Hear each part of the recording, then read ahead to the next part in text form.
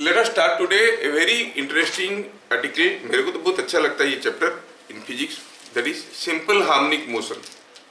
नाम का सिंपल है, लेकिन अगर इसके डिफिकल्ट लेवल पे जाएंगे तो बहुत ही डिफिकल्ट क्वेश्चंस बनते हैं। बट आपके लिए तो ये सिंपल ही रहेगा, ये harmonic motion, simple harmonic motion. ठीक है। तो अभी तक हम लोग कितने किस्म की मोशन पढ़ चुके हैं, और सब में कोई बॉडी या तो रोटेट कर रहा था, या फिर भाग रहा था, या फिर रोटेट करते हुए भाग रहा था। लेकिन यहाँ पर ना भागेगा ना रोटेट करेगा, वो क्या करेगा, ऑसिलेट करेगा। और ये हो गया फाउंडेशन फॉर वेव मोशन। कोई बॉडी ऑसिलेट कर रहा है, जैसे हम लोग पढ़े, कोई बॉडी को अगर हम वर्टिकली अपवर्ड फेंक देते, suppose you throw a body vertically upward, कोई बॉडी को वर्टिकली अपवर्ड फेंकते हैं तो ये वर्टिकल मोशन कहलाता है। उसके साथ ऐसा एक हॉरिजॉन्टल मोशन को जोड़ देंगे तो ये प्रोजेक्टाइल मोशन बन जाता है। कोई बॉडी सर्कुलर पाथ में घूम रहा है तो ठीक है, ऐसे घूम रहा है, उसके साथ ये मोशन को जोड़ देते हैं तो रोलिंग मोशन बन जाता है कि नहीं। सिमिलरली कोई बॉडी अगर ऑसिलेट करता है, उसके साथ ये मोशन को जोड़ देंगे तो ये वेव मोशन जैसे दिखेगा। समझ में आया? ठीक है। अब आप लोग इधर भी ध्यान दे दो, छोड़ो जो लेट में आया वो पछताएगा। Simple harmonic motion. तो let us first understand what is a periodic motion. पहला देखेंगे what is a periodic motion. Periodic motion किसको कहते हैं?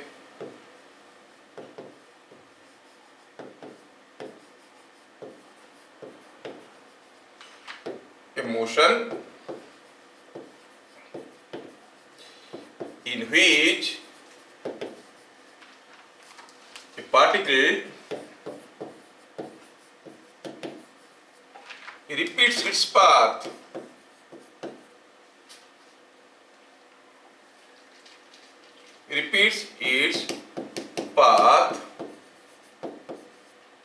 at regular interval और regular time interval, better you से रेगुलर टाइम इंटरवल। कोई भी मोशन जिसमें कोई पार्टिकल अपना रास्ता को बार बार रिपीट कर रहा है at a fixed time interval, तो इसको हम कहेंगे ये पीरियडिक मोशन है। And that time interval is called time period. Okay, the time interval is called periodic motion. थोड़ा लिख देते हैं पूरा, पीरियडिक मोशन। और कोई पीरियडिक मोशन में जो पार्टिकल अपना रास्ता को बार बार रिपीट कर रहा है at a fix time interval, the time interval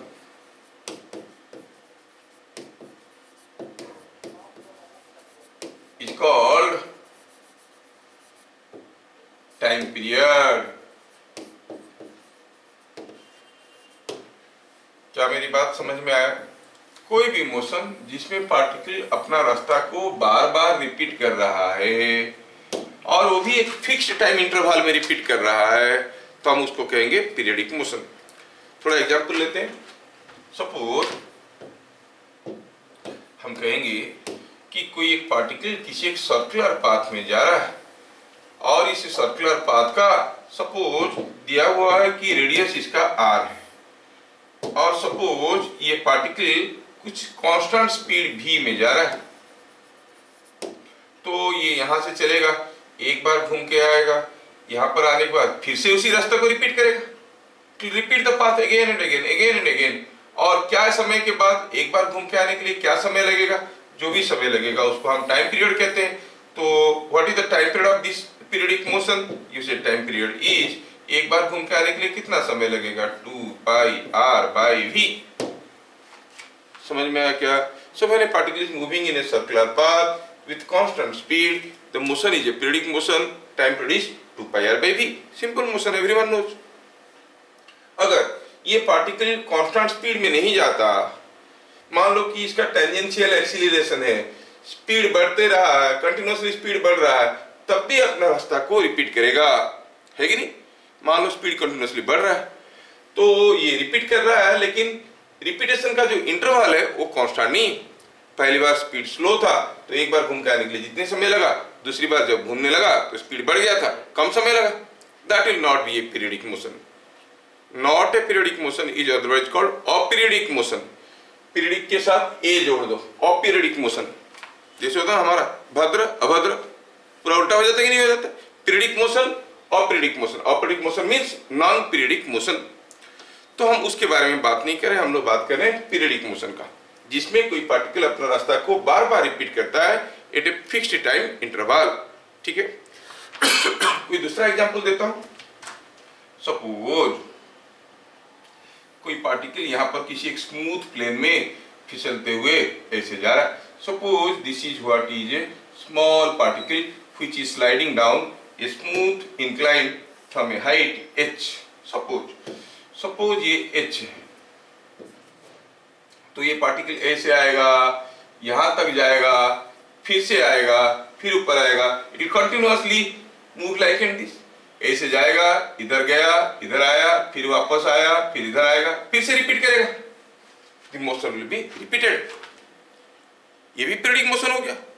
और ये ऐसे जाएगा यहां तक, फिर चलेगा, फिर वापस आएगा। ऑब्वियसली अगर ये एंगल थीटा है तो इसको यहां से यहां तक आने के लिए कितना समय लगेगा? हम लोग रोलिंग मोशन और इंक्लाइन प्लेन पढ़े थे। टाइम ऑफ मोशन क्या था? 1/sin theta root over of 2h beta by G.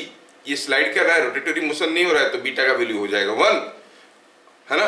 तो हम कहेंगे ये यहां से यहां तक आने के लिए समय लगेगा 1/sin theta root over of 2h by G. तो यहां से यहां तक आने के लिए जितना समय लगा, चढ़ने के लिए उतना समय लगा, फिर वापस आने के लिए उतना ही समय लगा, फिर जाने के लिए उतना ही समय लगा। मतलब टाइम पीरियड क्या हो जाएगा? 4 times 4/sin theta into root over of 2h by G. समझ में आया? ये भी हो गया एक पीरियडिक मोशन। अंतर क्या है? यहाँ पर पार्टिकल गोल गोल घूम रहा था, यूनिडायरेक्शनल मोशन। इसमें क्या है? पार्टिकल का डायरेक्शनल मोशन कंटिन्यूअसली बदल रहा था। समझ में आया? तो हमारे सामने दो किस्म की पीरियडिक मोशन आए, जिसमें direction of motion is smoothly changing, but here it is to and fro motion हो रहा है। ऐसे जा रहा है, ऐसे आ रहा है, ऐसे जा रहा है, ऐसे आ रहा है। It is not making a complete loop. यहाँ पर एक क्लोज लूप बन रहा है मोशन का पाथ। यहाँ पर एक क्लोज लूप नहीं बन रहा है। Path is like this. ये यहाँ से शुरू किया, यहाँ तक गया। अगर ये h हाइट से गिरेगा तो इधर ये कितना हाइट तक चढ़ेगा? h हाइट तक ही तो चढ़ेगा, क्योंकि पोटेंशियल एनर्जी बैलेंस करना है।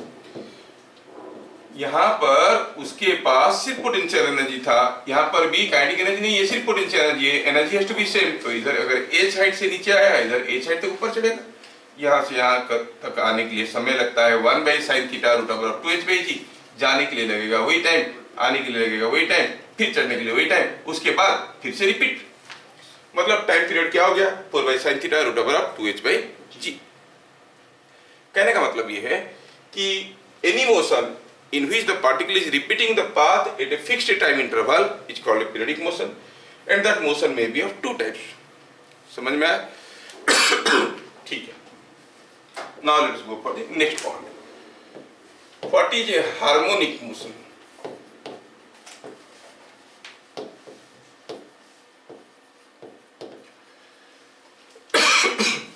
Any periodic motion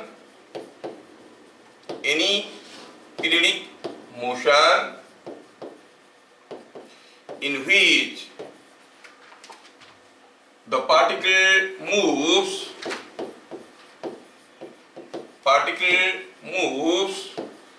back and forth or to and fro, moves to and fro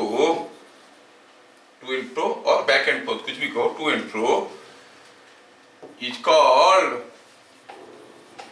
a harmonic motion. कोई पीरियडिक मोशन ही हार्मोनिक मोशन हो सकता है। ये पीरियडिक मोशन था, ये भी पीरियडिक मोशन था, लेकिन ये हार्मोनिक मोशन नहीं था। This is a harmonic motion, क्योंकि ऐसे ऐसे टू एंड फ्रो मोशन कर रहा है। टू एंड फ्रो मोशन समझ में आ रहा ना? Electron is revolving around nucleus, will it be called a harmonic motion? No. When a pendulum is oscillating, yes, it is a harmonic motion. आगे पीछे आगे पीछे आगे पीछे हो रहा है। When a string block arrangement, the block is oscillating, you see it is a harmonic motion. So harmonic का मतलब ऑसिलेटरी मोशन, समझ में आया?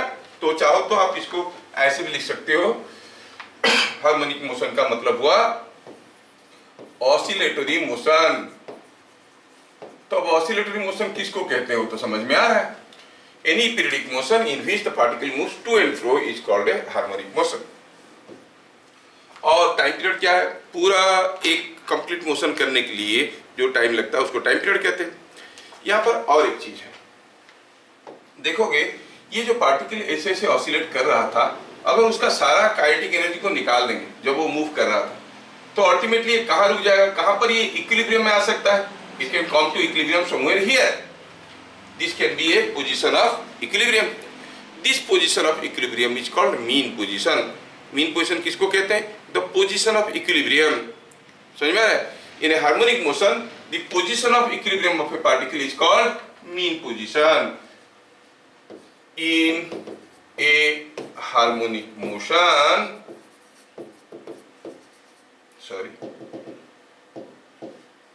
harmonic motion, the position of equilibrium is called, position of equilibrium is called mean position. ये काफी जरूरत की चीज है। अगर कोई एक पेंडुलम कहीं बंधा हुआ है और ये ऐसे ऑसिलेट कर रहा है, तो ये हो गया हार्मोनिक मोशन। और जहां पर ये रुक सकता है, ये पोजीशन में वो इक्विलिब्रियम में रह सकता है, तो बन गया वो मीन पोजीशन। कोई एक स्प्रिंग ब्लॉक अरेंजमेंट है, एक ब्लॉक के साथ एक स्प्रिंग अटैच्ड है और वो block to and fro dance कर रहा है, कहां पर इक्विलिब्रियम में रहेगा? At the natural length of the spring, so that becomes the mean position. This is the mean position. So mean position क्या हुआ? The position of equilibrium. ये सिंपल हार्मोनिक मोशन चैप्टर में मीन पोजीशन बहुत ज्यादा मायने रखता है। क्या आपको समझ में आया मीन पोजीशन का मतलब क्या है? The position of equilibrium. ये भी हार्मोनिक मोशन है, ये भी हार्मोनिक मोशन है, समझ में आ रहा है? और ये भी पीरियडिक मोशन है, ये भी पीरियडिक मोशन है। पीरियडिक मोशन होने के साथ साथ हार्मोनिक मोशन है। तो हार्मोनिक मोशन में ये अगर ऐसे गया, ऐसे आया, फिर से यहां पर आया, उसके बाद फिर से रिपीट करेगा, तो it is repeating the same motion again and again at a fixed time interval, so it is a periodic motion also. तो मैं बार बार रिपीट कर रहा हूं दो चीज के बारे में। एक तो हुआ what is the time period, पूरा का पूरा चैप्टर में हमें टाइम पीरियड पे ध्यान देना है। और दूसरा हुआ क्या? दूसरा हुआ the mean position. Mean position क्या है? The position of equilibrium. समझ में आया? तो पीरियडिक मोशन क्या है, हार्मोनिक मोशन क्या है, समझ में आ गया? चलिए point number 3। Now what is a simple harmonic motion? कोई हार्मोनिक मोशन को सिंपल कब कहेंगे? जब झूठ नहीं बोलता है, माँ बाप का बात मानता है, ऐसा नहीं, उसका कुछ कंडीशंस है।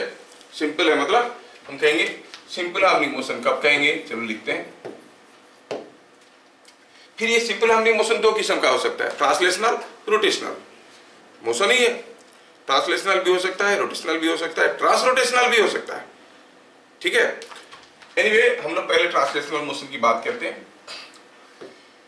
A body in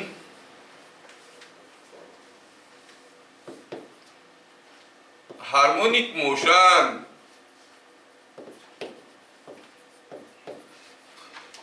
develops a restoring force which tends to bring the body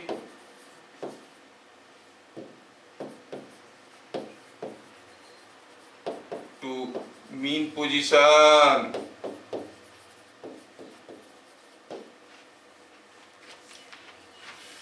समझ में आ रहा है? ये जो बॉडी ऑसिलेट कर रहा था, जब ये इधर जा रहा था उसको स्प्रिंग वापस खींच रहा था, जब वो इधर आ रहा था स्प्रिंग ढकेल रहा था, क्या करने के लिए? हरदम मीन पोजीशन की तरफ लाने की कोशिश कर रहा था। ये बॉब जब इधर गया तो इसको उसको कुछ ग्रेविटी का कोई कंपोनेंट इधर खींच रहा था, जब इधर गया तो इधर खींच रहा था। Continuously there is a force acting on the body which is tending to bring it towards the mean position. समझ में आ गया? तो हार्मोनिक मोशन में ऐसा एक मोशन एग्जिस्ट करता है। A body in harmonic motion develops a restoring force which tends to bring the body to mean position. If the restoring force developed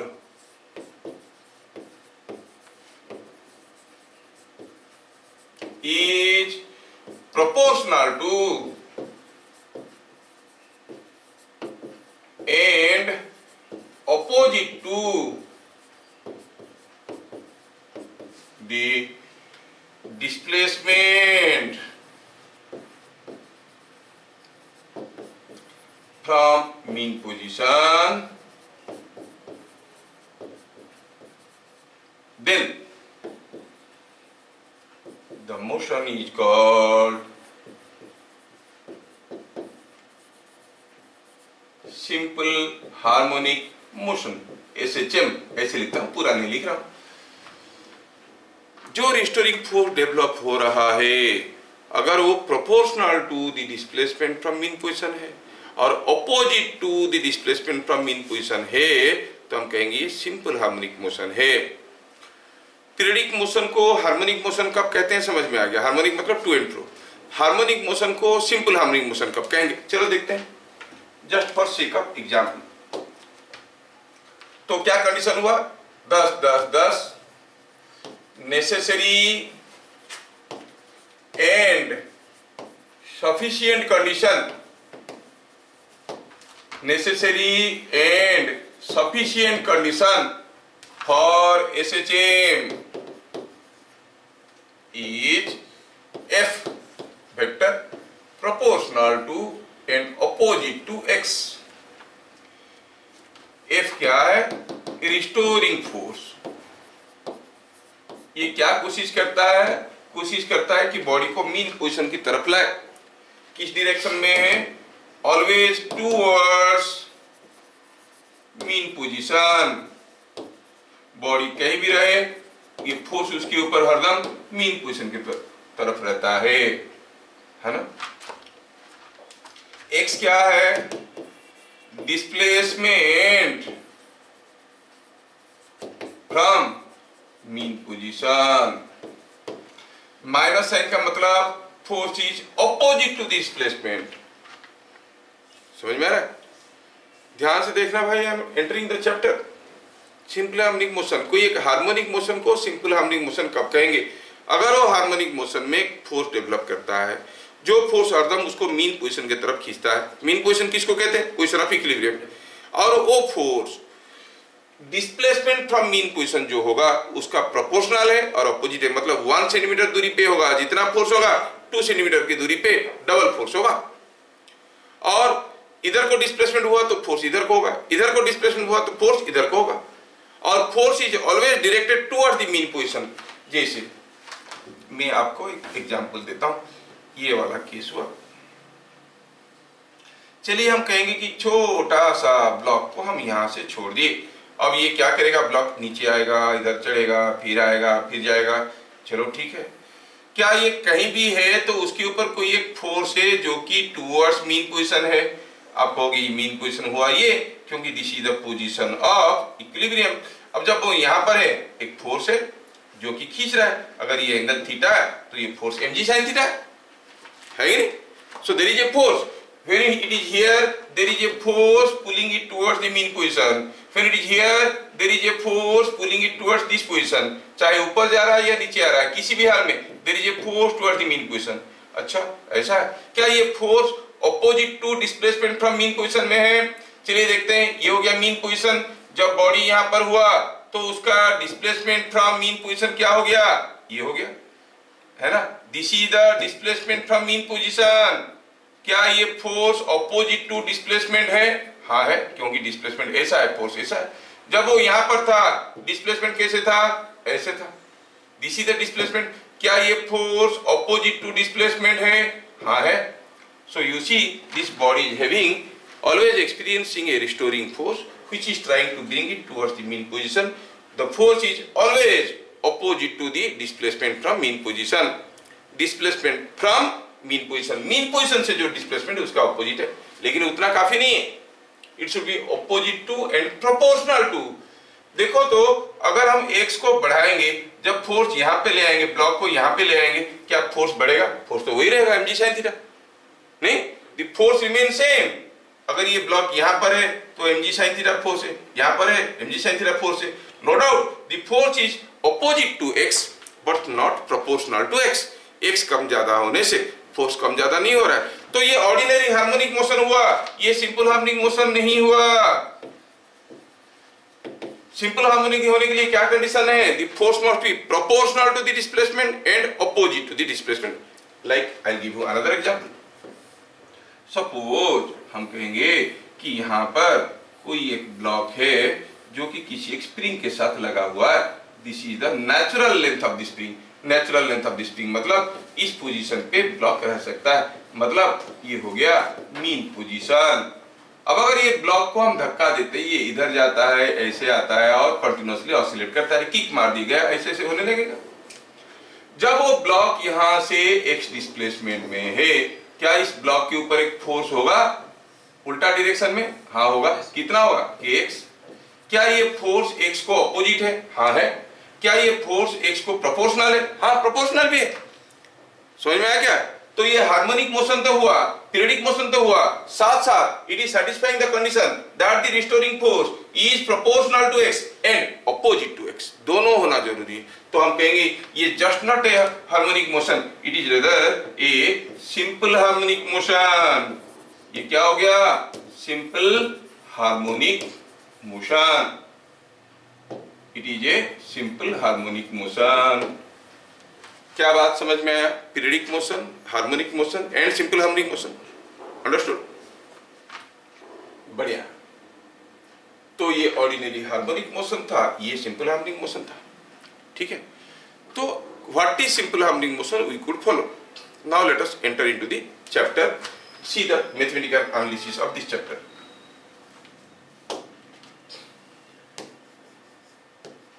mathematical analysis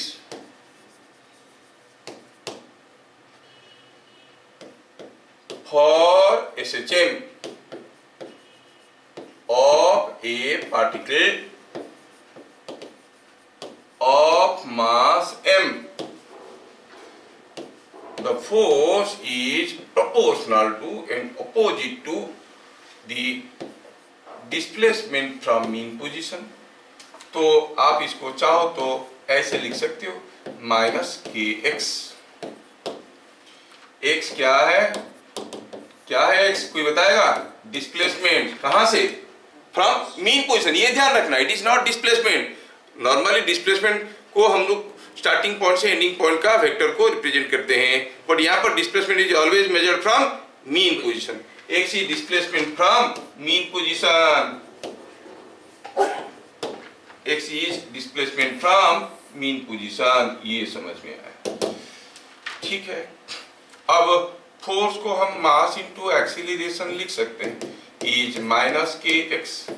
और फर्दर हम एक्सीलरेशन को लिख सकते हैं कि double rate of derivative of और double rate of change of displacement. A होता है dv by dt, b होता है dx by dt. तो ए को लिख सकते हैं ना d square x by dt square, बताए थे पहले, है कि नहीं? तो इसे लिख सकते हैं. तो क्या बन गया? ये बन गया m d square x by D T square. इसको भी इधर ले आओ, plus k x equal to 0. This is called the differential equation for SHM. इसको कहते हैं डिफरेंशियल इक्वेशन फॉर SHM. समझ में आया? अभी आप लोग क्लास 12 में पढ़ोगे what is differential equation. Application of derivative में आएगा डिफरेंशियल इक्वेशन, तब आप लोग देख लेना. और तब आपको ये भी समझ में आएगा कि डिफरेंशियल इक्वेशन का सॉल्यूशन हम कैसे निकालते हैं. ठीक है.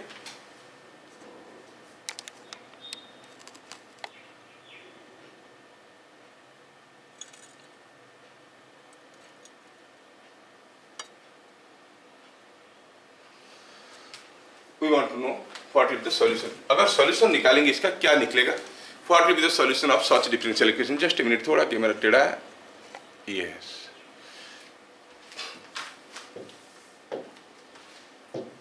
Point number 2, solution to above differential equation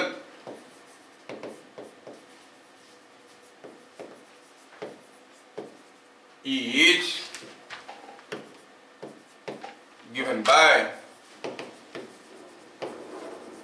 x is equal to a sin omega t plus minus phi 0।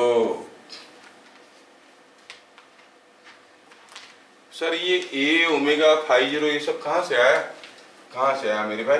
देखो यहाँ पर ये डबल डेरिवेटिव था और ऑलरेडी हमारे पास अगर m को इधर ले आते हैं a is equal to minus के बाई एम इंटू एक्स, तो k एक कांस्टेंट है, प्रोपोर्शनली कांस्टेंट, m तो मास ऐसे ही कांस्टेंट है, तो k बाई एम एक कांस्टेंट था कि नहीं? तो एक कांस्टेंट ऑलरेडी हमारे पास इक्वेशन में था।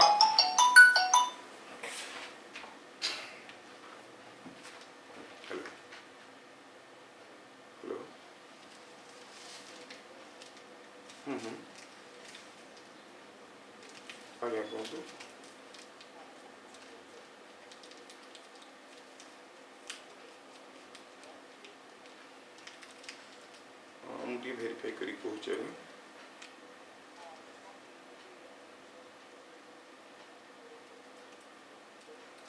अच्छा आज हम परीक्षा से देखी पहुंचे अपन ये नंबर कॉल कर देवी आज। Thank you sir. तो ये हो गई बात।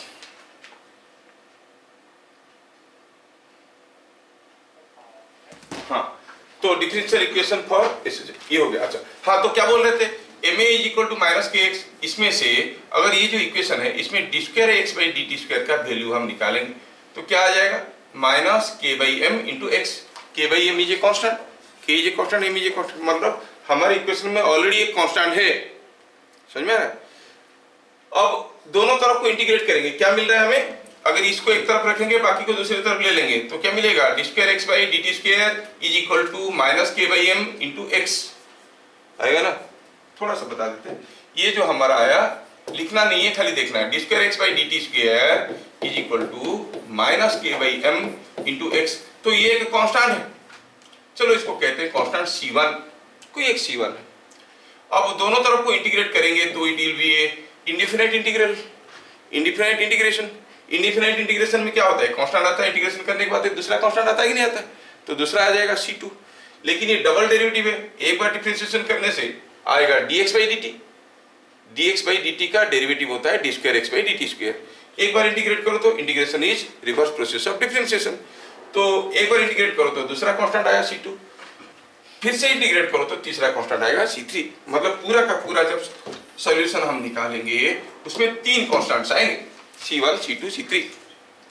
यहाँ पर भी आप देखोगे कि a, omega and phi 0 are 3 different constants, उनको नाम दिया गया, उनका क्या फिजिकल सिग्निफिकेंस है हम बताएंगे, ठीक है। तो कोई पार्टिकल एसएचएम में है जानने की दो तरीका है। पहला तरीका हुआ find the restoring force on it. If the restoring force is proportional to and opposite to the displacement from mean position, तो हम कहेंगे कि ये एसएचएम है। और find the displacement time relationship of the particle, ये क्या हुआ, displacement of the particle at any time t। x क्या है, displacement of the particle at any time t is given by this expression, ठीक है। अगर इस फॉर्मेट में आया तब भी हम कहेंगे ये एसएचएम है। समझ में आया क्या? तो इसमें हमें समझ में आना चाहिए कि x क्या है, displacement of particle from mean position. अच्छा, it is a sin omega t plus five, t is the time, t is the instant, at different instant क्या है डिस्प्लेसमेंट। अगर t इक्वल टू 1 सेकेंड में क्या है displacement from mean position, t की जगह 1 डाल दो, 2 सेकेंड में 3 सेकेंड में डाल दो तो हो जाए। समझ में आ रहा है? तो this is the displacement of particle from mean position, T is the time और इंस्टेंट। ए क्या है, ये जो साइन ऑफ समथिंग है, टी बदलेगा तो ये पूरा चीज बदलेगा। बदलते बदलते जब ये quantity, sine of this quantity becomes maximum, sine का मैक्सिमम वैल्यू क्या होता है 1, ये 1 हो गया तो x का वैल्यू क्या हो जाएगा a, मतलब x मैक्सिमम कितना हो सकता है a, that is called amplitude. तो a क्या है, a is maximum displacement from mean position, इसको अदरवाइज कहते हैं एम्पलीट्यूड। क्या कोई बताएगा क्या होगा उसका यूनिट?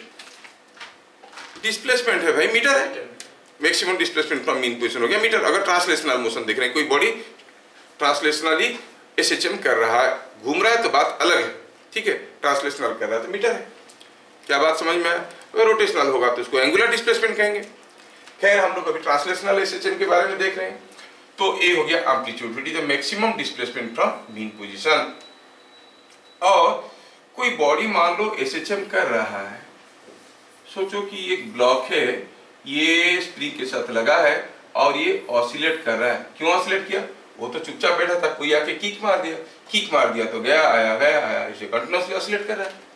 अब ये हो गया उसका मीन पोजीशन और ये हो गया उसका मैक्सिमम डिस्प्लेसमेंट, मतलब ये चीज जो है that is what is the amplitude of oscillation. समझ में आया क्या? Maximum displacement from mean position, mean position से मैक्सिमम कितना दूर तक गया उसको कहते हैं एम्पलीट्यूड। क्या बात समझ में आ रहा है? अब ये एम्पलीट्यूड कितना होगा कौन डिसाइड करेगा?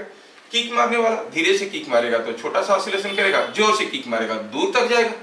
तो ए कौन डिसाइड करता है? The source which producing SHM. कोई एजेंट होगा जो किसी बॉडी में ऑसिलेशन क्रिएट करेगा। कोई बॉडी रेस्ट में था, धक्का दे दिया, वो हिलने डुलने लगा, धक्का देने वाला डिसाइड करेगा कि क्या एम्पलीट्यूड का ये ऑसिलेट करने वाला है। ये सब चीजें जानना बहुत जरूरी है। ए किसके ऊपर डिपेंड करता है? On the source producing SHM. A depends on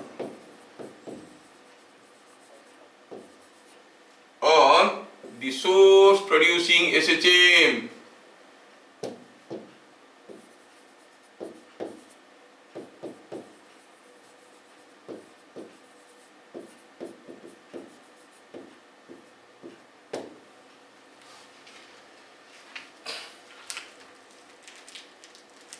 ठीक है, ये बात है। क्या बात आपको समझ में आया? चलो मैं कोई छोटा सा पजल क्वेश्चन पूछता हूँ। ए particle is oscillating in SHM, उसका एम्पलीट्यूड ए है। एम्पलीट्यूड क्या है? ए। इन वन कंप्लीट ऑसिलेशन वो कितना दूर जाएगा? What is the total distance moved in one oscillation? 2a होगा क्या? सोचो सोचो गया ए डिस्टेंस, यस, कितना डिस्टेंस गया है? गया ए, आया ए, इधर को ए, फिर से ए, 4a। Total distance moved in one oscillation is 4a। What is the total displacement in one oscillation? 0, क्योंकि जहां से गया था वहीं वापस आ गया। क्या मेरी बात समझ में आ रहा है? Total displacement in one oscillation, Ravi don't disturb others, हाँ, in total distance moved in one oscillation is 4a. Total distance moved in one oscillation, sorry, total distance moved is 4a and total displacement in one oscillation is 0. क्या मेरी बात समझ में आ रहा है? देखो भाई, खतरनाक चैप्टर से कैजुअल रहोगे तो कुछ समझ में नहीं आएगा। रोटेशनल डायनेमिक्स पढ़ाया, कितना पढ़ाया तुम लोगों को? मैं 30% of rotational dynamics, 70% is not taught. पढ़ाएंगे तो इस दिमाग फट जाएगा, सब खून निकलेगा कान से नाक से।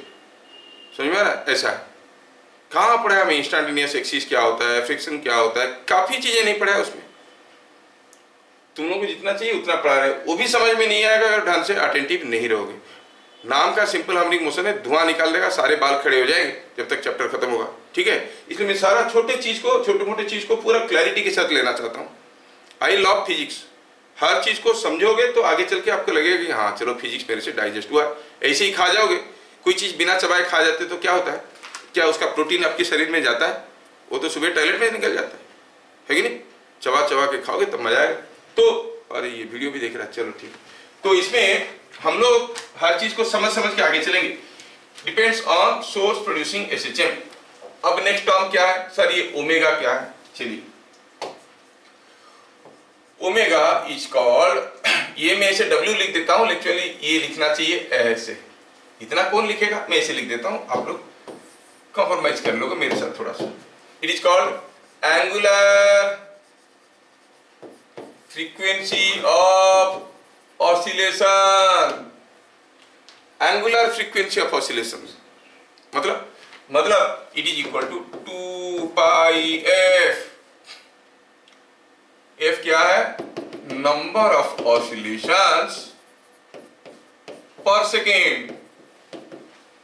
ओमेगा का यूनिट क्या हो जाएगा, रेडियन पर सेकेंड। और आप जानते हो कि जब frequency of oscillation, f is number of oscillation per second which you otherwise called as frequency, और आप जानते हो कि frequency is related to the time period by the relation 1/t। t समय में एक ऑसिलेशन करता है, it takes t time to make 0.1 second हो गया टाइम पीरियड, तो 0.1 सेकेंड में एक ऑसिलेशन करता है, तो एक सेकेंड में कितना करेगा, 1/0.1 10 ऑसिलेशंस करेगा, मतलब फ्रीक्वेंसी हो गया 10। सो फ्रीक्वेंसी इज 1/t, तो इसको आप लिख सकते हो 2 पाई/t। बहुत ही इंपॉर्टेंट फैक्टर है ओमेगा, ध्यान से रखना। पूरा चैप्टर में हम लोग ओमेगा कैसे निकालते हैं उसके ऊपर ध्यान देंगे, हर जगह डिफरेंशियल इक्वेशन निकाल के सॉल्व नहीं करेंगे, we have otherwise techniques also to find out. Book वाला मेथड से मेरा मेथड पूरा अलग रहेगा। बुक में एक एनर्जी वाला मेथड को लेके करता है, मैं कभी एनर्जी वाला टर्म को टच ही नहीं करता हूँ। बहुत ही आसानी से आप फ्रीक्वेंसी हर किस्म की एसएचएम में निकाल पाओगे, ठीक है।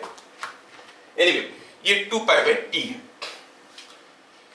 ये ओमेगा किसके ऊपर डिपेंड करता है, who decides what will be the omega और टाइम पीरियड ऑफ ऑसिलेशन। ये जो टाइम पीरियड ऑफ ऑसिलेशन है, it depends on system physical parameters. जो सिस्टम ऑसिलेट कर रहा है वो किन किन चीजों को लेके बना है, उनका फिजिकल पैरामीटर्स कैसा है, उसके ऊपर डिपेंड करेगा। Omega depends upon system physical parameters. मतलब जैसे for sake of example, suppose हम कहेंगे ये एक स्प्रिंग है, ये एक ब्लॉक है, धक्का दे दिए, ऐसे चमकिया, तो इसका ओमेगा किसके ऊपर डिपेंड करेगा, ये किन किन चीजों को लेके बना है, एम को लेके, के को लेके, तो एम और के ऊपर डिपेंड करेगा, सिस्टम के ऊपर। समझ में आ रहा है। सपोज हम कहेंगे कि कोई एक ब्लॉक किसी एक लिक्विड में फ्लोट कर रहा है और इसको आप थोड़ा सा दबा के छोड़ दोगे तो ये ऐसे ऐसे ऐसे ऐसे ऑसिलेट करने लगेगा। किसके ऊपर डिपेंड करेगा, density of the block, density of the liquid, मतलब सिस्टम फिजिकल पैरामीटर के ऊपर डिपेंड करेगा। कोई पेंडुलम ऑसिलेट कर रहा है, it will depend upon length of this pendulum and acceleration due to gravity. System physical parameter के ऊपर डिपेंड करेगा। अब कौन कौन सा पैरामीटर के ऊपर डिपेंड करेगा, कैसे डिपेंड करेगा, वो हमें देखना है, लेकिन ये डिपेंड करता है सिस्टम फिजिकल पैरामीटर के ऊपर। सोर्स डिसाइड नहीं करता है what will be the period of oscillation. क्या मेरी बात समझ में आया? लगे हाथ। यहां पर एक बड़ा सरप्राइजिंग चीज आप लोग देखने वाले, सिस्टम फिजिकल पैरामीटर के ऊपर डिपेंड करता है। अच्छा, तो जैसे जैसे मैं बताया, ये मोशन क्यों इतना कॉम्प्लिकेटेड है, नाम का सिंपल है, अब मैं बताने वाला हूं, आपको समझ में आएगा। सोचो कि ये कोई एक ब्लॉक है, ये ब्लॉक अभी धक्का दे दिए तो ये ऑसिलेट करने लगा है। What will be the frequency of oscillation और व्हाट विल बी ओमेगा और what will be time period depends upon system physical parameters m और के ऊपर।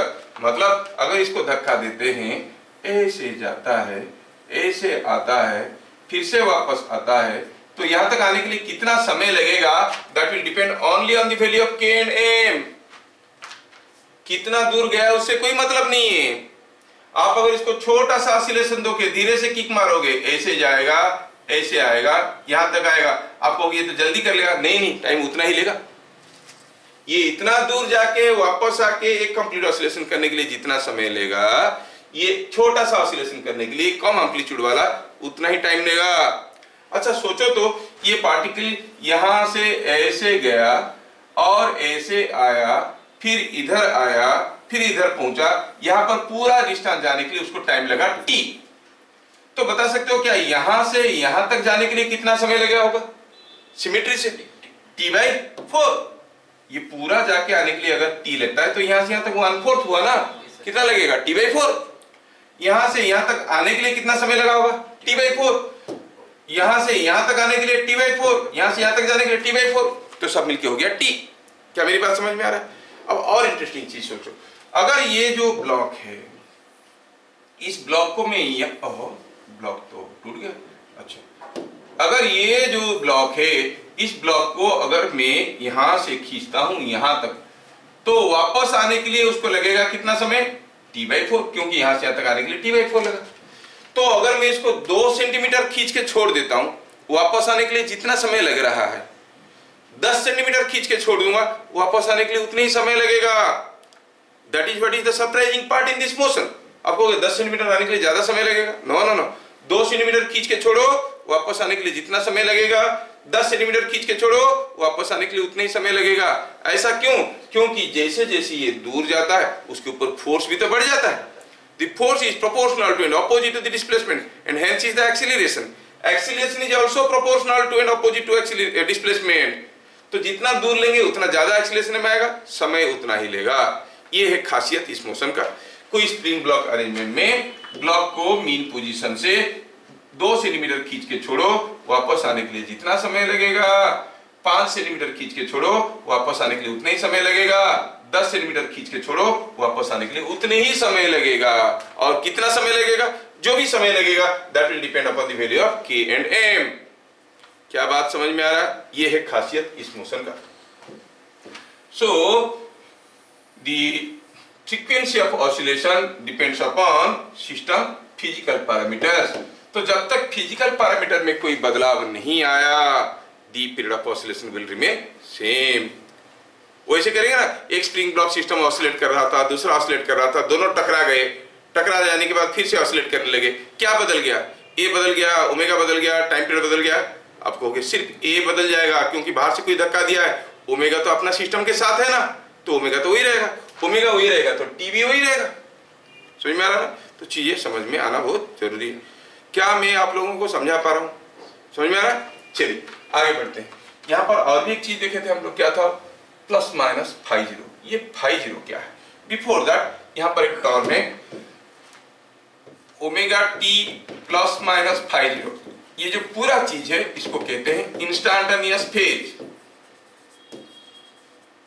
इंस्टैंटेनियस फेज,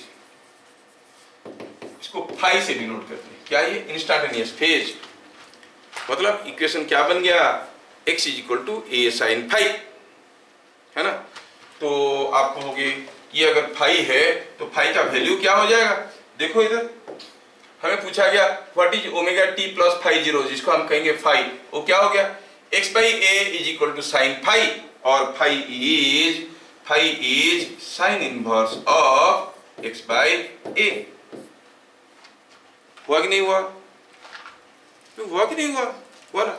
इसका मतलब x तो समय के साथ बदल रहा है क्योंकि ऑसिलेट कर रहा है, फाई भी समय के साथ बदल रहा है। समझ में आया? और लगे हाथ आपको ये भी समझ में आना चाहिए, अगर ये पूरा चीज फाई है तो what is d phi by D t? What is the rate of change in instantaneous phase? Derivative करो, omega t, omega is a constant, t का डिफरेंशिएशन 1 है, ओमेगा ये फाई जीरो एक कांस्टेंट है, उसका डिफरेंशिएशन 0 है। The rate of change in instantaneous phase is called the angular frequency। समझ में आ रहा है क्या? जो पार्टिकल का इंस्टैंटेनियस फेज किस रेट में बदल रहा है, that is called the angular frequency of oscillation। Is that clear? ठीक है। d phi by D t omega. तो ये सारा चीज देख लिए। और क्या बच गया? ये फाई जीरो। यहाँ पर हम लोग टर्म लिए हैं फाई जीरो। ये क्या है?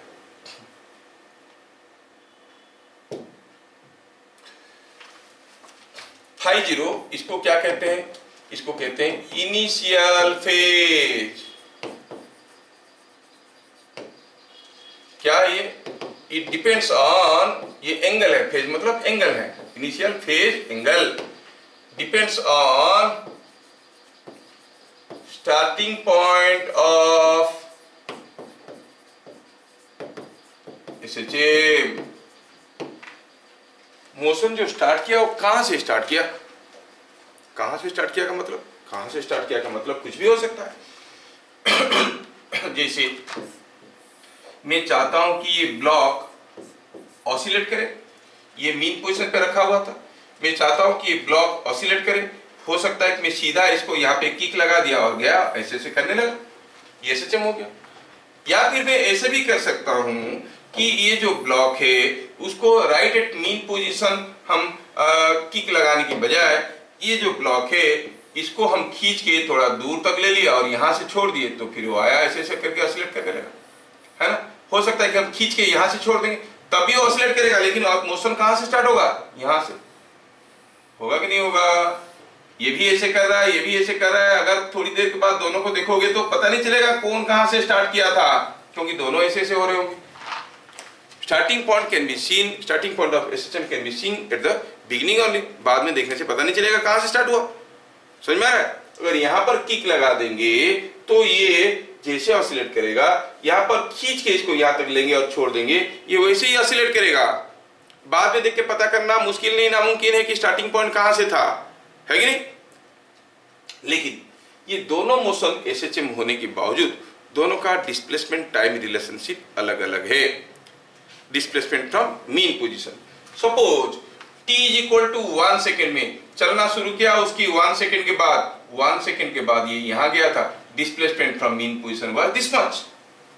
नहीं, अब ये जब चलना शुरू किया 1 सेकेंड में थोड़ा सा आया था, यहां पर था, displacement from mean position is something different. समझ में आ रहा है कि नहीं आ रहा है? Displacement from mean position is different. दोनों का एम्पलीट्यूड ऑफ ऑसिलेशन बराबर दिख रहा है, दोनों का एंगुलर फ्रीक्वेंसी बराबर दिख रहा है क्योंकि सिस्टम बराबर है, लेकिन दोनों का displacement from mean position is different because they started from two different points. The motion started from two different points. So from where it started, to know that we have a physical quantity here called initial phase. समझ में क्या है initial phase? चलिए सोचते हैं, इसको ऐसे लिखते हैं इनिशियल फेज को, इसको लिखते हैं sign inverse of x0 by a. What is x0?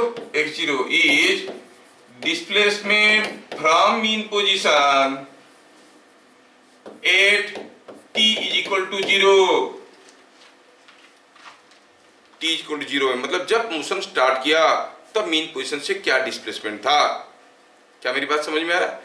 जैसे हम कहेंगे कि हम जानते हैं कि x is equal to a sine omega t plus और minus phi 0, t is equal to 0 at t is equal to 0, x क्या है?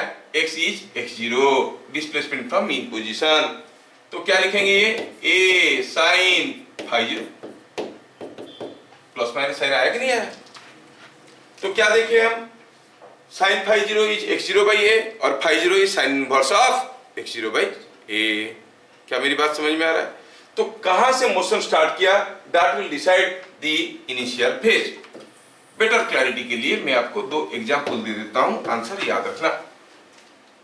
सपोजिंग हम कहेंगे कि ये कोई एक पार्टिकल है जो एसएचएम कर रहा है, और ये पार्टिकल का एसएचएम कैसे हुआ? यहां से स्टार्ट किया, ऐसे गया, ऐसे आया, ऐसे। This is the SHM of this particle. Same particle का एसएचएम में रिपीट करना चाहता हूं यहां पर।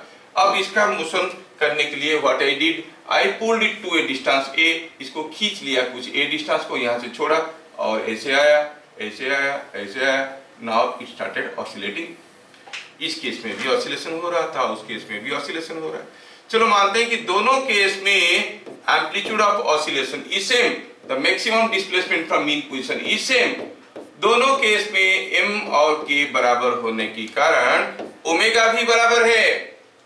तो दोनों का जब डिस्प्लेसमेंट टाइम रिलेशनशिप लिखेंगे a sine omega t plus minus phi 0 ऐसे करके लिखेंगे, तो a और ओमेगा दोनों के लिए बराबर है। दोनों का displacement from mean position is looking same. Omega is also same क्योंकि omega depends upon the system physical parameter. दोनों का k और m बराबर है, तो ओमेगा भी बराबर है। ये लेकिन अलग अलग है, ठीक है। तो दोनों के लिए फाइ 0 का वैल्यू पता करेंगे। फाइ 0 का वैल्यू पता करने के लिए let us see, will write like this. इस केस में x0 क्या था? क्या था? Displacement from mean position at t is equal to 0। Motion कहां से स्टार्ट हुआ? यहां से स्टार्ट हुआ, t इज इक्वल टू 0 में यहां पर था। डिस्प्लेसमेंट फ्रॉम मीन पोजीशन क्या था? 0। इस केस में डिस्प्लेसमेंट फ्रॉम मीन पोजीशन क्या था, यहां से चलना शुरू किया, एक्सट्रीम पोजीशन से चलना शुरू किया, तो डिस्प्लेसमेंट फ्रॉम मीन पोजीशन क्या था, यही था डिस्प्लेसमेंट x0। x0 क्या है, it is same as a। क्या बात समझ में आ रहा है? दोनों केस में x0 अलग अलग है। डिस्प्लेसमेंट फ्रॉम मीन पोजीशन इस केस में 0 था, इस केस में a। ये इतना बड़ा क्यों दिख रहा है, थोड़ा इसको छोटा कर देते हैं। चलो ठीक है, जगह पैरेलल रहेगा तो अच्छा लगेगा। हाँ।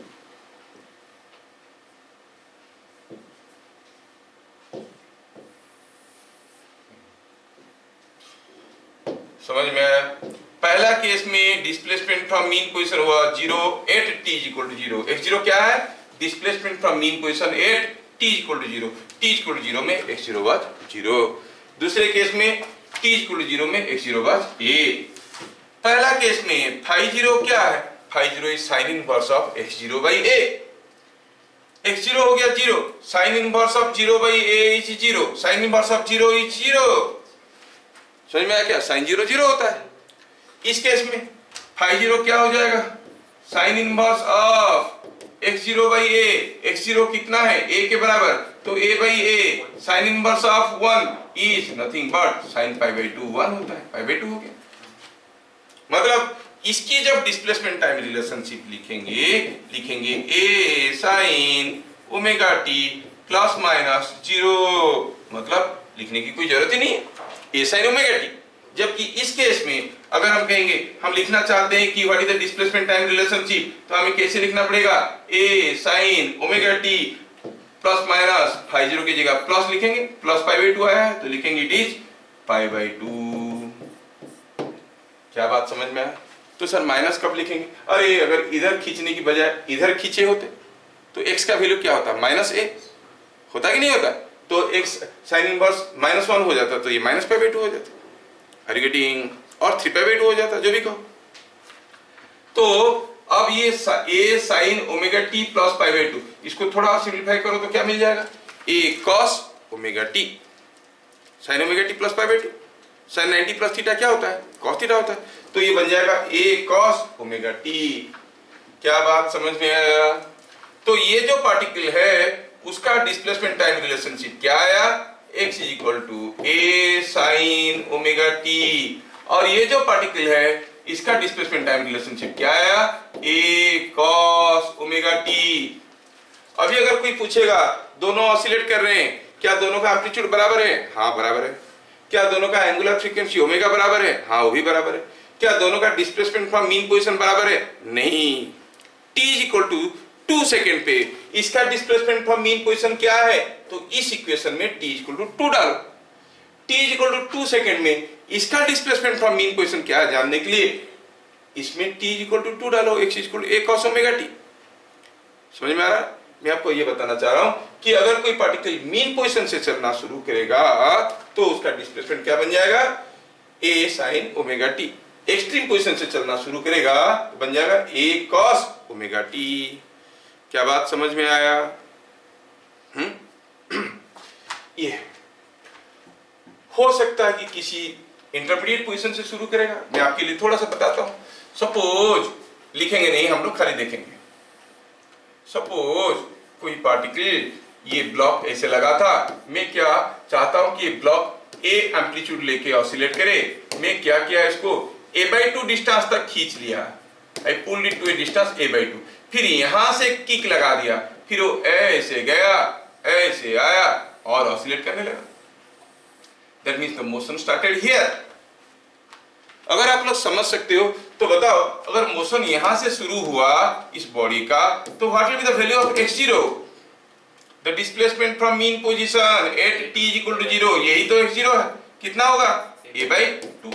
What will be phi 0, sine inverse of x0 by a, that is sine inverse of half, that is π/6।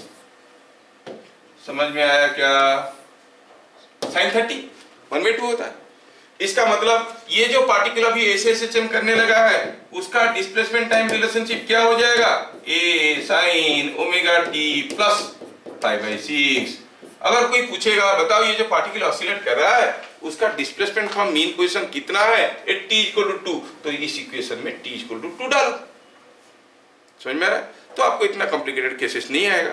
थोड़ा सा झलक बता दिया कि स्टार्टिंग पॉइंट विल डिसाइड, कहां से मोशन स्टार्ट हो रहा है, that will decide the value of x0 as well as φ0। समझ में आया क्या? x0 क्या था? x0 हुआ तो displacement from mean position at t is equal to 0, जब मोशन स्टार्ट हुआ तब। समझ में आया? t0 x0 मिल गया तो वहां से φ0 हम ऐसे निकाल सकते हैं और डिस्प्लेसमेंट टाइम रिलेशनशिप कुछ ऐसे बदल सकता है। क्या मेरी बात समझ में आ रहा है? अच्छा, चलिए अभी हमें यह समझ में आया कि कोई पार्टिकल एसएचएम में है जानने की दो तरीका है। एक तो हुआ देखो कि वो हार्मोनिक मोशन होना चाहिए, पीरियडिक होना चाहिए, साथ साथ at any displacement x from mean position there must be a restoring force proportional to and opposite to the displacement from mean position, है ना? लेकिन कोई जरूरी थोड़ी है कि कोई फिजिकल बॉडी जो ऑसिलेटिंग। सोचो तो मैं यहां से लाइट डाल रहा हूं, suppose I put light here on this, और मान लो कि यहाँ पर कोई एक सर्कुलर पाथ है, this is what is the path, और सपोज हम कहेंगे ये एक पार्टिकल इस सर्कुलर पाथ में कांस्टेंट स्पीड में घूम रहा है, और सपोज यहाँ पर एक स्क्रीन है। समझ में आ रहा है? तो ये लाइट का ये जो पार्टिकल जो घूम रहा है उसका शेडो स्क्रीन के ऊपर गिरेगा कि नहीं गिरेगा? गिरेगा। तो विल सी शेडो, जब ये यहाँ पर है शेडो यहाँ पर है, और ये ऐसे ऐसे धीरे आने लगा तो शेडो नीचे आने लगा, फिर जब आके यहाँ पे पहुंचा शेडो आके यहाँ पे पहुंचा, फिर ये चढ़ा ऊपर, फिर शेडो ऊपर चढ़ा, तो ये घूमते रहेगा और शेडो ऐसे ऐसे करते रहेगा, करेगा कि नहीं करेगा? और शेडो को यहाँ से स्टार्ट करके नीचे आके फिर एक बार ऊपर जाने के लिए कितना समय लगेगा? आप कहोगे जितना समय लगता है इसको घूम के आने के लिए, कितना है? 2πr/v। तो ये शेडो भी तो फिक्स टाइम पीरियड में ऑसिलेट कर रहा है, शेडो है तो मास नहीं है, मास नहीं है तो फोर्स नहीं है, तो फिर एसएचएम है कि नहीं कैसे पता करेंगे? We have otherwise method. क्या? या तो चेक करो कि जो फोर्स है वो proportional to and opposite to displacement from mean position है, और देखो कि जो डिस्प्लेसमेंट टाइम रिलेशनशिप है from the mean position it must be of the format, ये फॉर्मेट में आना चाहिए a sin omega t plus φ0, ऐसा कुछ फॉर्म में आएगा तो हम कहेंगे ये एसएचएम है। कन्वर्स इज ट्रू, मतलब कोई भी पार्टिकल का डिस्प्लेसमेंट अगर समय के साथ इस इक्वेशन में बदल रहा है तो हम कहेंगे वो पार्टिकल एसएचएम में है। समझ में आया? If the displacement is varying with time by a relation a sin omega t plus φ0 तो हम कहेंगे ये पार्टिकल इज इन एसएचएम। और पार्टिकल के ऊपर क्या फोर्स आ रहा है देखो, at any displacement x from the mean position if that force is proportional to and opposite to x then the motion is SHM. समझ में आया? तो अब हम जो भी कुछ डिस्कशन किए उसको समराइज करते हैं। ए particle is said to be in SHM if पहला कंडीशन हुआ the restoring force is proportional to opposite to x, or the displacement is of the form a sin omega t plus φ0।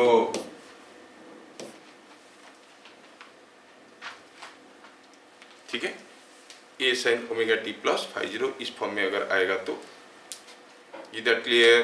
समादिता तुम जाना चाहते हो कुछ time? So x is equal to this. समझ में आया? चलिए एक क्वेश्चन करके देखते हैं, चेक करना है कि एसएचएम है कि नहीं। जैसे हम लोग स्प्रिंग ब्लॉक वाला केस में देख लिए, जब वो ब्लॉक मीन पोजीशन से x डिस्टेंस गया था, जो फोर्स था kx था, it was proportional to and opposite to the displacement, है कि नहीं? तो ये एसएचएम होता था। अभी दूसरा केस लेते हैं। सपोज हम कहेंगे कि हियर इज ए सर्किल, और मान लो कि यहाँ पर कोई एक पार्टिकल है जो इसमें घूम रहा है कुछ v स्पीड में, और ये सर्किल का रेडियस दिया हुआ, this is circle of radius r, ठीक है, और ये घूम रहा है, इस सर्किल का रेडियस r है। चलो मानते हैं कि here is a diameter of the circular path.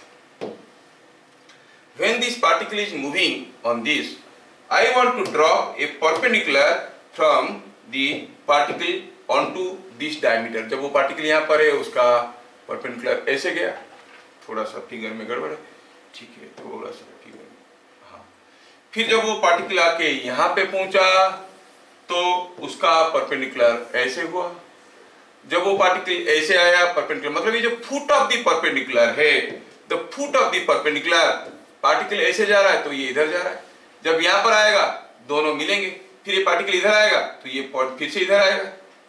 So how the foot of the perpendicular is moving, it is going like this, like this, like this, like this, and then it is coming back and like this, like this, like this, and it is going like this.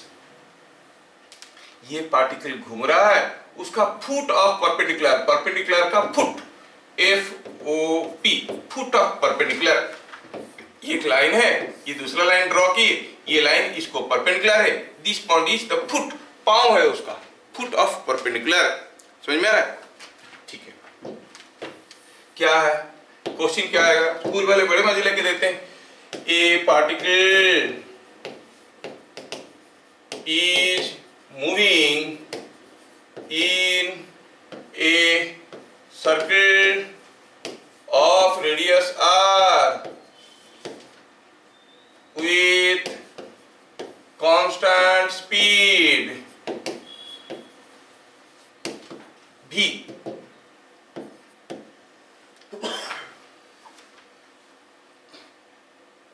P is the foot of perpendicular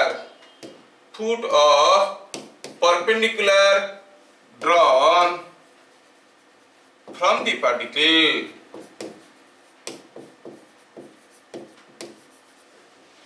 onto a diameter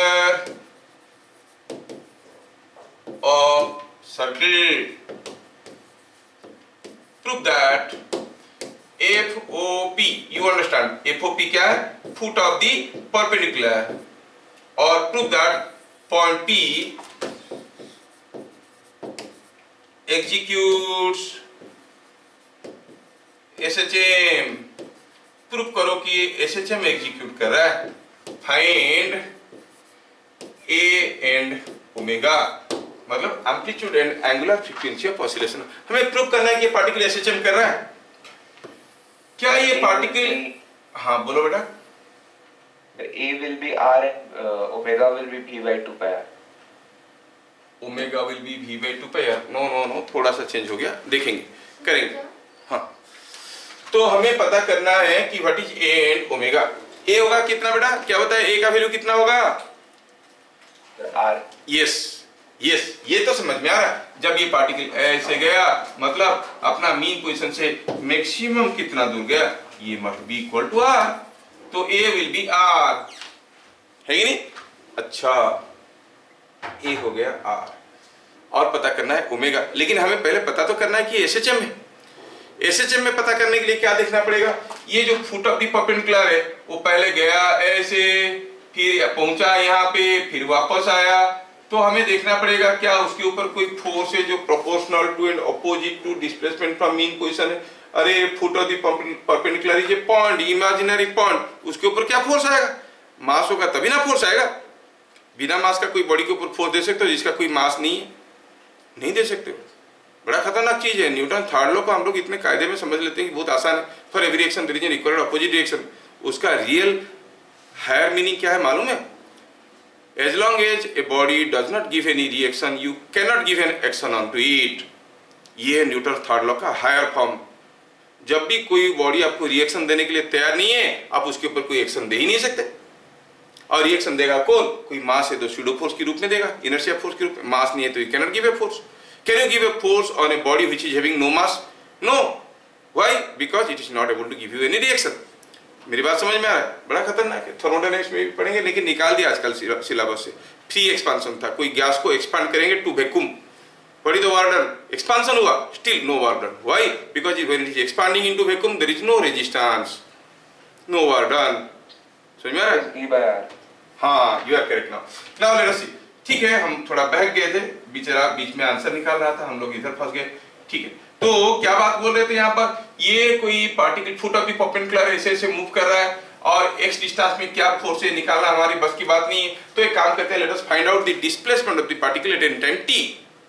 ठीक है, तो जब वो particle a से a, तो capital A गड़बड़ हो जाता है, O से और स्मॉल a कर देते हैं। When the particle moves from A to B, when the particle moves from A to B, ये v वेलोसिटी में जा रहा था, A to B गया तो आके यहाँ पर पहुंचा, तब उसका डिस्प्लेसमेंट फ्रॉम मीन पोजीशन क्या हुआ, displacement of the foot of the perpendicular from mean position is this much. Clearly दिख रहा है? तो क्या लिखेंगे, let particle moves from A to B in t seconds. Let the particle move from A to B in t seconds. तो जो AB है वो arc length है, वो that arc length is nothing but V into T, and V into T can be understood as R into theta. अगर ये angle theta है और ये लेंथ r है तो ये आर्क लेंथ कितना होगा भैया, ये आर्क लेंथ होगा r theta. S is equal to r theta circular motion में हम लोग पढ़े, that is equal to the distance moved by the particle in t seconds. t second में पार्टिकल कितना गया, v स्पीड में जा रहा था, vt गया, vt is equal to r theta. Fine, vt is equal to r theta. Okay, अब what is theta, इसका मतलब थीटा हो गया vt by r। t second के बाद what is theta, vt by r। समझ में आया? Theta is in radians. Now हमें क्या करना है, हमें x निकालना है और देखना है कि x is of the form a sin omega t plus phi 0, तो हम कहेंगे ये SHM है। चलो x निकालते हैं, ये डिस्टेंस r है, ये एंगल थीटा है, तो x कितना होगा, ये थीटा हुआ तो ये भी तो थीटा ही हुआ। ये ट्रायंगल को देखो तो ये r है, OB is equal to r, तो x क्या हो जाएगा, r sin थीटा। तो displacement of the particle x, displacement of particle, और पार्टिकल नहीं foot of the perpendicular of p from mean position at t seconds is equal to r sin theta. But आप जानते हो कि r तो r है, sin theta के जगह लिख सकते हैं vt बाई r। हुआ कि नहीं हुआ? और चाहो तो आप इसको कंपेयर कर सकते हो, comparing with x is equal to a sin omega t plus phi 0।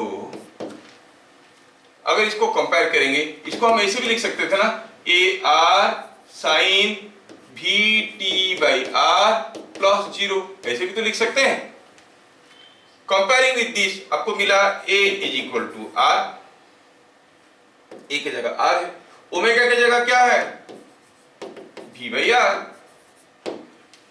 Phi 0 की जगह क्या है, it is 0, and the expression is similar to that of the simple harmonic motion. तो as x is in form of a sin omega t plus minus phi 0, therefore motion is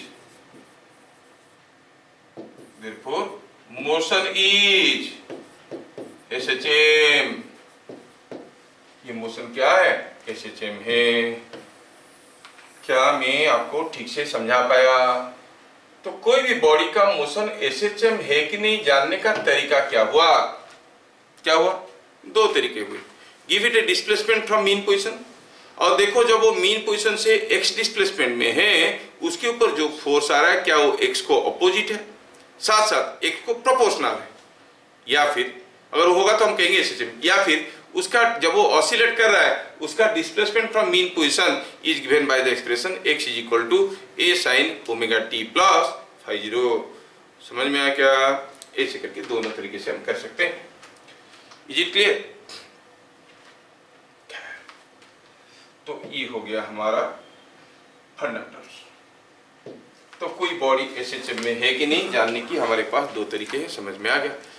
जब कोई body SHM में है, let us try to find out what will be its velocity, what will be its acceleration, what will be its kinetic energy, what will be its potential energy and all that। ठीक है, थोड़ा आज कम बच्चे आए हैं, सोचते हैं कि यहाँ पर हम लोग ड्रॉप करेंगे। ठीक है, कल वाला क्लास में करेंगे क्योंकि काफ़ी लोगों का कोचिंग था, मैं बुला दिया था इस समय पे। तो how about you, can we have the class again in the next class? काफ़ी कम बच्चे इधर भी आए हैं उधर भी आए हैं। Tomorrow is Saturday, we have class again, तो we shall have the class again tomorrow. आज यहाँ पर खत्म करेंगे क्योंकि अभी जो आगे मैं करने जा रहा हूँ वो बहुत इंपॉर्टेंट है और उसमें से बहुत सारे फॉर्मूला निकल के आएंगे। तो just I don't want to make a video for that. Let us see, will see it in the next class. फिर मिलेंगे अगले क्लास, तब तक के लिए जय हिंद।